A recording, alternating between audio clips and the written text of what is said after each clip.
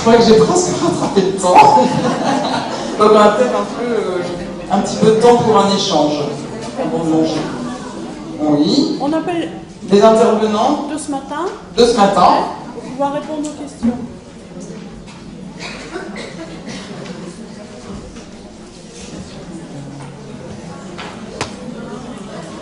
Questions, remarques. Oui.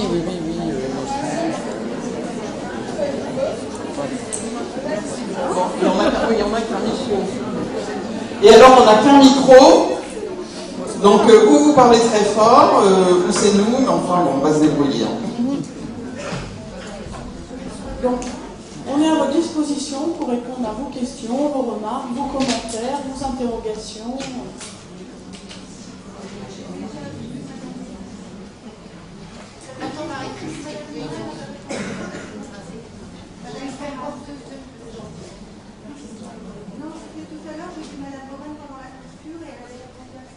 Ah oui, il y a une question au fond. Au fond, il y a une question.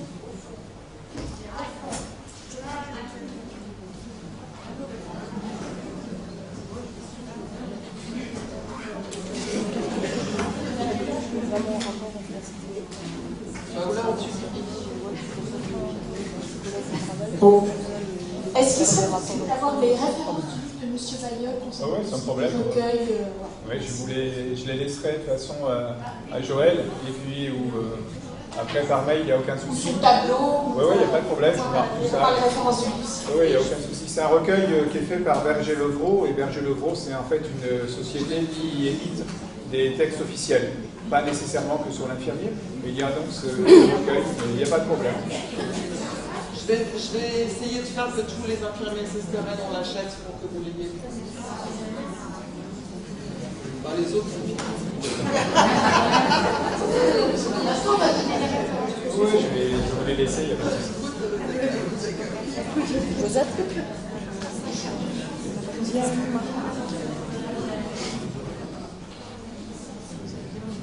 Bonjour, en fait, c'est pas vraiment une question, mais aussi une remarque par rapport à votre intervention, M. Bayeul. Moi, je m'interroge sur le fossé qui pourrait y avoir entre les nouveaux infirmiers et les infirmiers que nous sommes, puisque le terme rôle propre vraiment était au centre de notre formation et est au centre de notre pratique. Et du coup, je me pose la question de ces référentiels de formation actuels dans lesquels ce terme-là ne figure pas, alors que c'est tellement le cœur de notre métier. Et voilà, la question juste de réutiliser ces mots-là qui ont du sens. Tout à fait. Alors, c'est ce que je vous ai dit un petit peu moi en conclusion, c'est que globalement. En fait, c'est qu'il n'est pas clairement identifié. Alors, c'est vrai que nous, on l'utilise, enfin, on n'utilise pas le mot on fait. C'est-à-dire qu'on fait du rôle propre sans le citer. Donc là, ce que ça a au moins, la question que Joël m'avait posée, ça a au moins dit finalement on le fait, rassurez-vous, à la pratique quotidienne, on fait plein de choses sur le rôle. Par contre, effectivement, on ne le met pas peut-être assez en avant en termes de mots. Et c'est vrai que ma première interrogation, ça a été de voir qu'il était inexistant dans le référentiel de formation. C'est-à-dire que nulle part on parle du rôle propre, puisque même dans l'UE qui concerne la législation, c'est pas marqué texto, il faut voir le rôle propre. Donc c'est vraiment nous qui l'abordons. Par contre, c'est vrai que la réflexion que ça m'a permis, et j'en ai parlé avec ma coordinatrice pédagogique, c'est-à-dire, on va peut-être faire maintenant plus attention pour rendre plus explicite quelque chose que nous, on voit de façon implicite, c'est normal, et le rendre plus visible au niveau des étudiants. Par contre, je tiens à vous rassurer, le rôle propre est quand même réellement vu en formation tout le temps.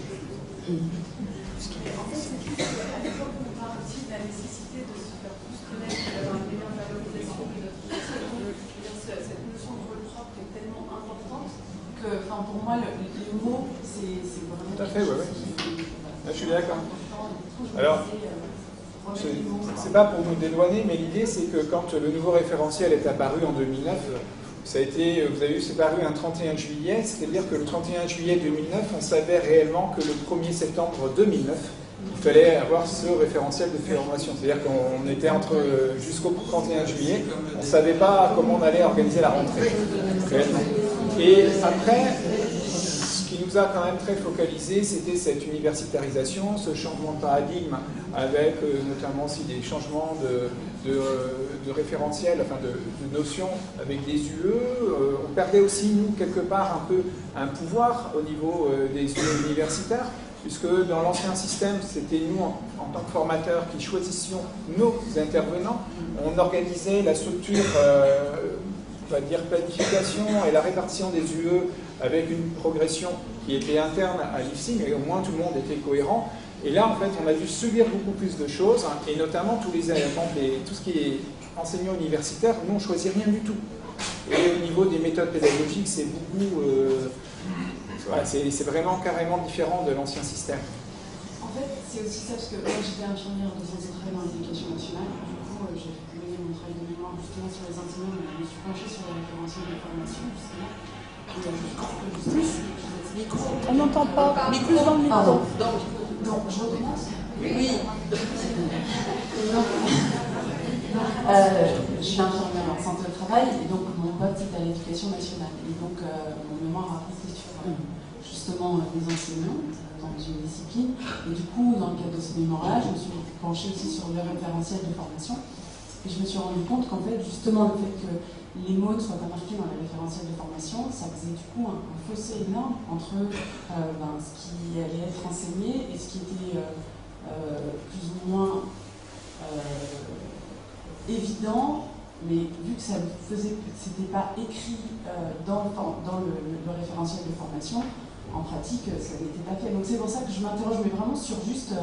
mais finalement, je ne sais pas comment est-ce que ça peut être fait, mais juste moi je suis choquée aujourd'hui de me dire que dans le référentiel de formation en soins infirmiers, il n'y ait pas le terme rôle propre. Voilà. Ouais.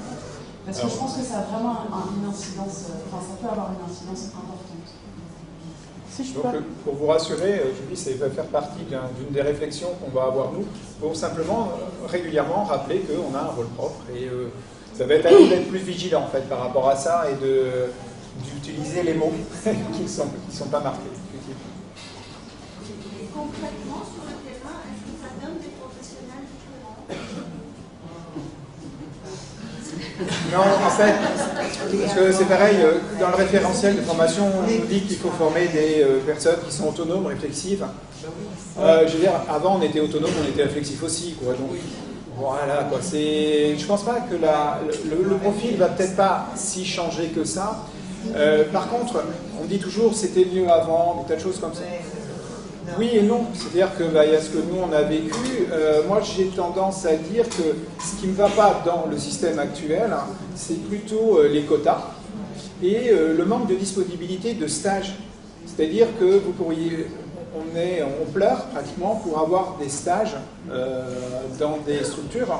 Et là, on a vraiment de grosses difficultés à trouver ces terrains de stage qui permettraient en fait de varier les situations de soins rencontrées par les étudiants.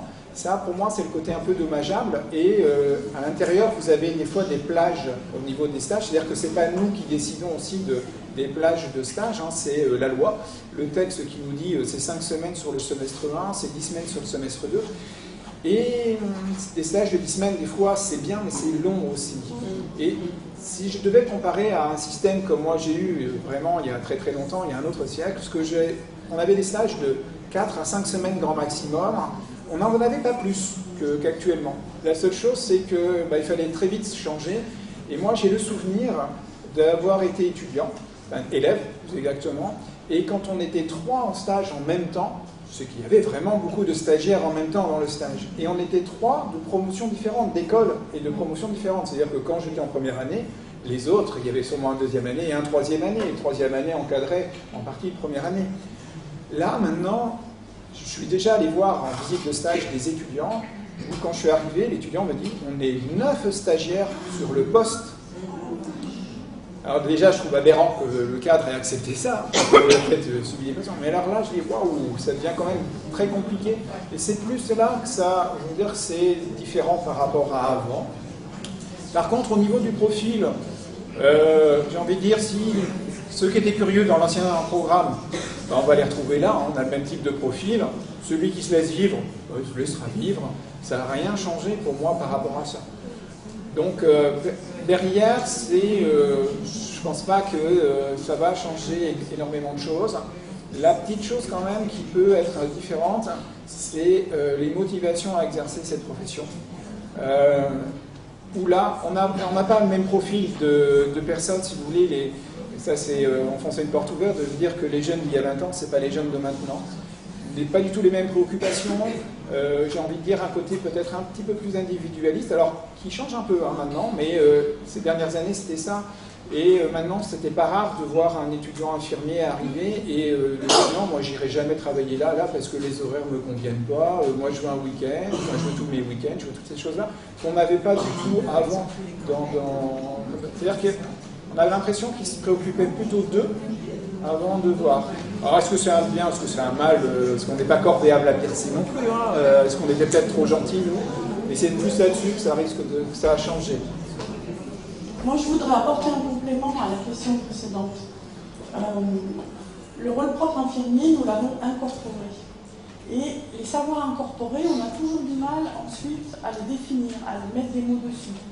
Et puis nous, voilà, on a du mal à conceptualiser. Donc ce rôle propre infirmier, c'est une boîte noire et aujourd'hui et demain, on commence à travailler cette question-là. Mais c'est clair que c'est le début de l'aventure. Savoir-faire incorporé, ça veut dire quoi? Nous savons tous lasser nos chaussures. Essayons d'expliquer à un enfant qui ne sait pas faire comment on lasse les chaussures. Si on ne lui montre pas les gestes, joint à la parole, essayez d'expliquer à un enfant comment lasser ses chaussures s'il ne sait pas faire et sans lui montrer. Il faut mettre des mots sur chacun des gestes, définir ce qu'est la boucle, ce qu'est le nœud, et quand est-ce qu'on passe dessus, quand est-ce qu'on passe dessous. C'est très difficile. Et bien là, c'est la même chose. Nous avons des savoir-faire incorporés et on a du mal à mettre des mots dessus. Et il faut qu'on s'attelle à la tâche.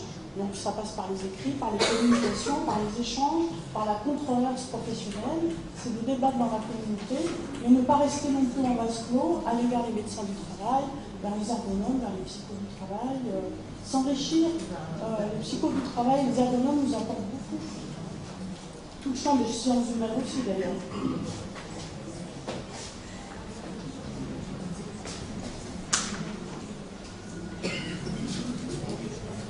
Moi, je voulais juste poser la question, savoir si l'augmentation justement de la durée de ces stages ne permettait pas, du coup, d'acquérir davantage ce rôle propre. Parce que, du coup, au début, on va être plus ciblé sur les techniques, l'acquisition des techniques lors du stage. Et est-ce que ça peut permettre l'acquisition, l'appropriation de ce rôle propre? Oui, ça peut, sans problème. La seule chose qui est un petit peu des fois dommageable sur la durée du stage, sur cette chose-là, c'est que globalement, on ne vous a pas laissé, vous non plus, le temps de monter l'encadrement qu'il faudrait pendant le stage. C'est-à-dire que les terrains de stage se sont retrouvés d'un seul coup avec la même problématique que nous, c'est-à-dire des choses qui changent, et puis pas avoir eu le temps de vraiment monter et d'imaginer un petit peu cette nouvelle façon de faire. Alors, oui, ce qui serait bien, c'est qu'en fait, dans chaque terrain de stage, comme c'est prévu normalement dans les textes, c'est qu'il y ait vraiment un projet d'encadrement avec une montée en charge et une identification claire et nette des compétences qu'on peut, entre guillemets, mettre plus en avant d'un côté ou de l'autre, et à l'intérieur, qu'est-ce qui relève du rôle propre éventuellement, et du rôle sur prescription, des tas de choses comme ça. Le seul souci, c'est que, je vous ai dit ça existe dans pas beaucoup de services, il n'y a pas beaucoup d'unités, il n'y a pas beaucoup d'établissements qui nous propose en fait vraiment un projet d'encadrement de l'étudiant. Donc des fois, l'étudiant il est bien obligé de se débrouiller un petit peu tout seul à faire avec ça. Et c'est là où nous, on a un petit rôle un peu plus, dans ce cas-là, en préparation de stage, en disant, faites attention à ça, vous pourriez peut-être développer ça, mais nous-mêmes, on ne connaît pas tous les terrains de stage, toutes les possibilités. Donc c'est là, par contre, des fois, je vais vous dire, par exemple, 10 semaines de stage en consultation. Pour moi, j'ai du mal à passer, quoi. Je veux dire, je vois pas trop l'intérêt de 10 semaines dans un service de consultation. Normalement, ça devrait être intégré dans un parcours de stage, mais est-ce que l'établissement qui va proposer ça va réellement le faire? Alors, on a des établissements qui nous proposent éventuellement 5 semaines dans une unité, permettre déjà à la personne de bien se positionner, et puis ensuite un espèce de parcours de stage où là, effectivement, la personne ira aux consultations, ira éventuellement au bloc opératoire, vous voyez des choses comme ça, mais c'est rare. Et malheureusement, des fois, c'est à nous de dire à l'étudiant, essaye de demander pour pouvoir justement changer. Ou on s'aperçoit qu'on a 2 étudiants qui sont dans le même établissement qui pourraient peut-être... et c'est nous qui impulsons la chose. Mais partout, c'est pas fait comme ça partout.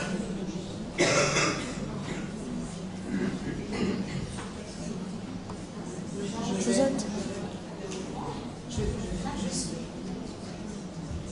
Oui, je voulais juste faire un peu un complément d'information. Les infirmiers de santé au travail, dans le fond, si on reprend tout ce qu'on a dit ce matin, je pense qu'ils sont tout le temps dans leur rôle propre. Hein, c'est Collière, Marie-Christine nous l'a bien montré, les infirmiers de santé au travail, ils sont tout le temps dans leur rôle propre, et de temps en temps, il y a une bulle du rôle prescrit. Et le rôle prescrit, pour reprendre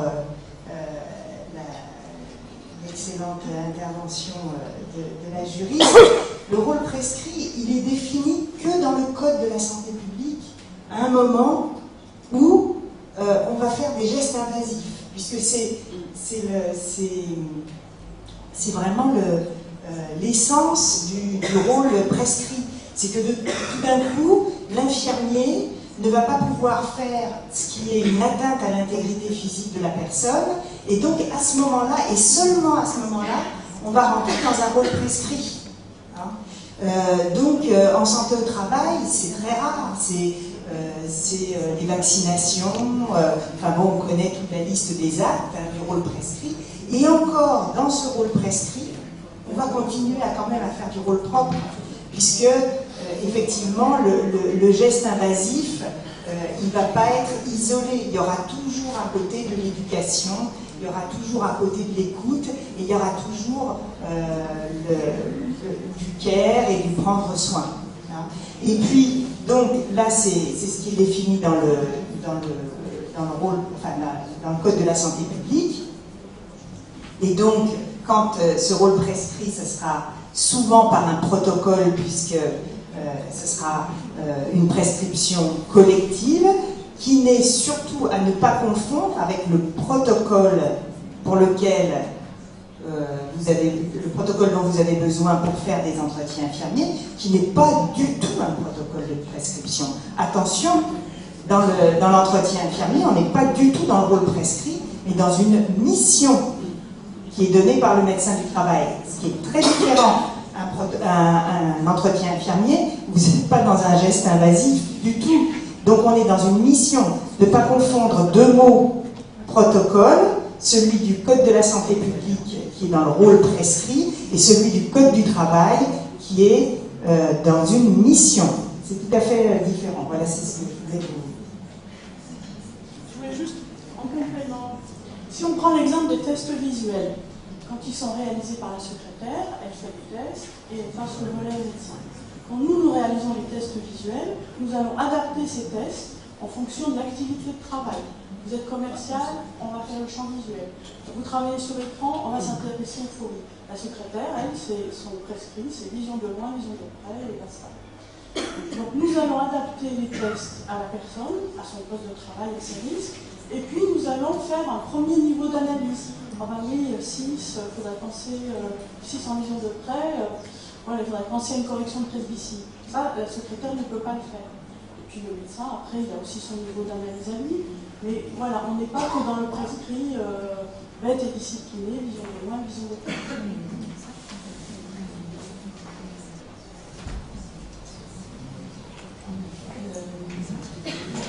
On a bien vu, et vous l'avez dit ce matin, que les infirmières écrivent, que ce soit dans le dossier, soit ou ailleurs, parce que derrière, il y a une utilité réglementaire, bien souvent. Donc, il faudrait arriver à montrer que le rôle propre a une utilité.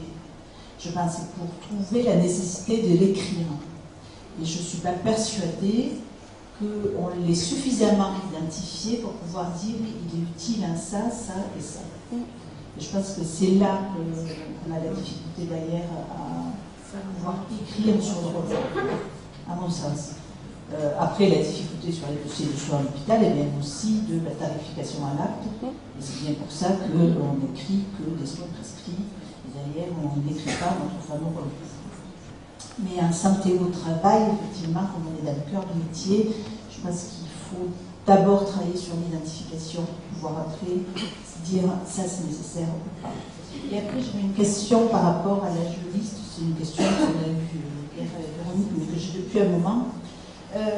Par rapport à la mise en danger de la vie d'autrui dans le cadre des VIP,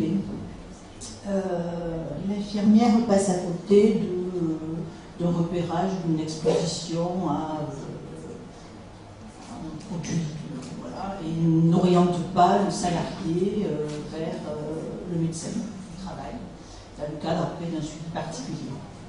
Donc là, comme ces fameuses visites sont récentes, je me pose la question de la responsabilité de l'infirmier ou de l'infirmière dans le cadre de ce produit.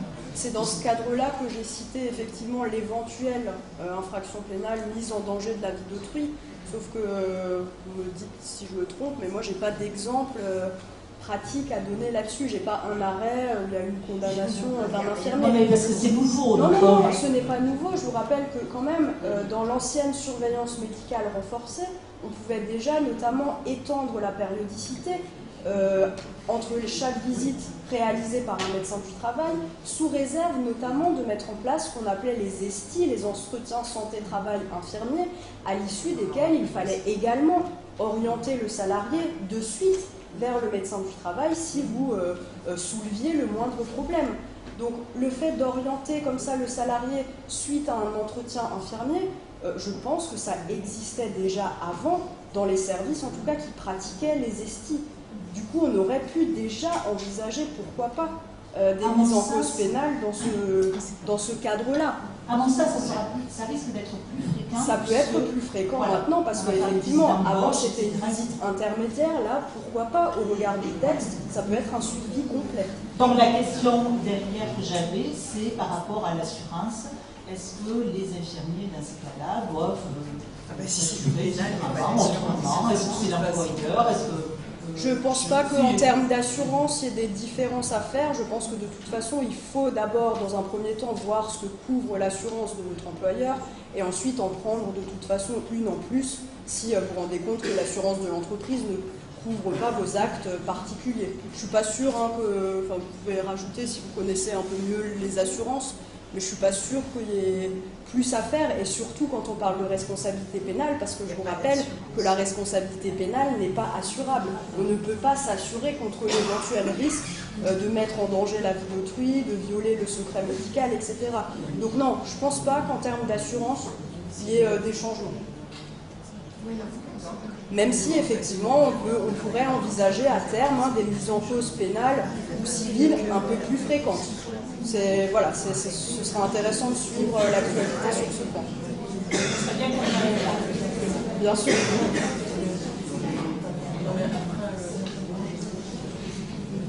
Je m'excuse, mais ça ne va pas être une question, ça va être un témoignage par rapport à l'utilité de la communication, de l'utilité du soin infirmier. J'ai commencé toute ma carrière en Suisse, et en Suisse, en fait, on travaille uniquement sur le diagnostic infirmier et sur la démarche de soins des besoins fondamentaux. Et donc, du coup, les transmissions écrites ne se font que sur des communications dans l'infirmier. Et donc, en fait, on ne fait que cocher les actes médicaux. Jamais on n'écrit rien sur les actes médicaux, mais par contre, on va écrire sur l'état d'esprit de la personne. Je pense que l'utilité, elle est aussi bien en Suisse qu'en France. C'est simplement une culture, en fait. La culture est différente. Et autant en France, on ne voit peut-être pas, on ne reconnaît pas, entre guillemets, ce rôle propre, et donc on n'écrit pas. Et en Suisse, elles ont obtenu que ce soit reconnu.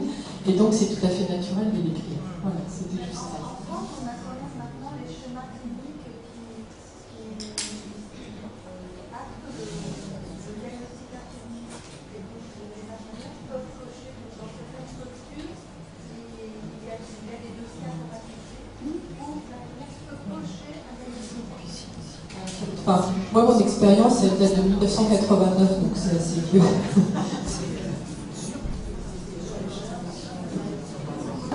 On va conclure pour ce matin.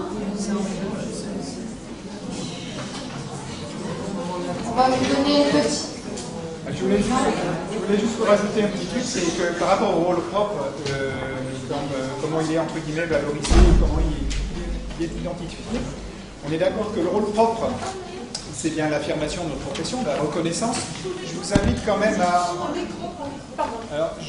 je vous invite à regarder que les textes qui régissent notre profession, l'infirmier, l'exercice de notre profession, donc le Code de la santé publique, le livre 3, et on fait partie du livre 3, commence par auxiliaires médicaux. On est toujours considéré comme auxiliaire médical. Oui, donc il faut vraiment, je suis d'accord avec vous, se battre pour bien refaire voir qu'on a vraiment quelque chose de fort et qu'on a une position particulière. Parce que j'ai regardé tout à l'heure en parlant et je dis, il n'y a pas, c'est pas marqué, au titre premier c'est les infirmières, hein, mais le premier mot c'est auxiliaires médicaux. Et après on parle des soignants, auxiliaires de